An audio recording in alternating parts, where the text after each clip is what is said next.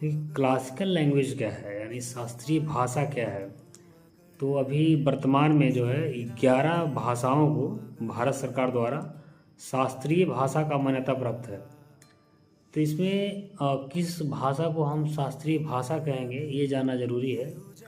तो सबसे पहले इसके लिए कि जिस भाषा का प्राचीन समृद्ध और स्वतंत्र साहित्य रहा हो, यानी हम ये कह सकते हैं कि जो भाषा करीब 1500-2000 वर्ष पहले से काफ़ी समृद्ध रहा है, तो उस भाषा को भारत सरकार द्वारा शास्त्रीय भाषा का दर्जा दिया गया है। अभी वर्तमान में कितने हैं? 11 हैं। 11 को हम कैसे याद रखेंगे इसको समझिए थोड़ा।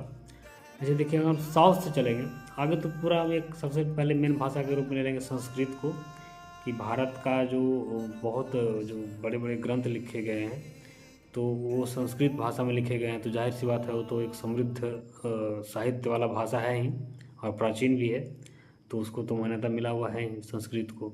इसके अलावा और कौन कौन भाषा है इसको जानिए थोड़ा।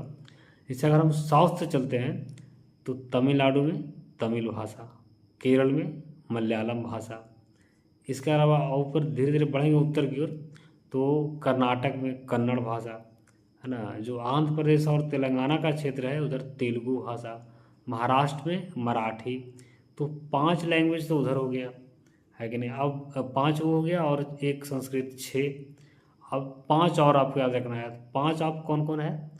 एक जो है पाली और प्राकृत है। पाली और प्राकृत जो है मूलतः वो कहिए कि बिहार के क्षेत्र से यानी मगध का जो क्षेत्र था वहाँ से उत्पत्ति हुई है, लेकिन उसका विस्तार हम कहेंगे तो बिहार यूपी कुछ हद तक मध्य प्रदेश तक उसका विस्तार था प्राचीन काल में, है कि नहीं। तो 6 दो 8 भाषा हो गया। अब 3 भाषा और ध्यान कौन को रखिएगा, कौन कौन।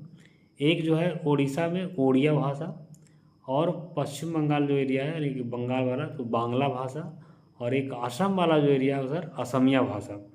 तो ये टोटल 11 भाषा है जिसे क्लासिकल लैंग्वेज का दर्जा प्राप्त है, यानी कि शास्त्रीय भाषा का दर्जा प्राप्त है। तो उम्मीद है कि आप लोगों को याद हो गया होगा। धन्यवाद।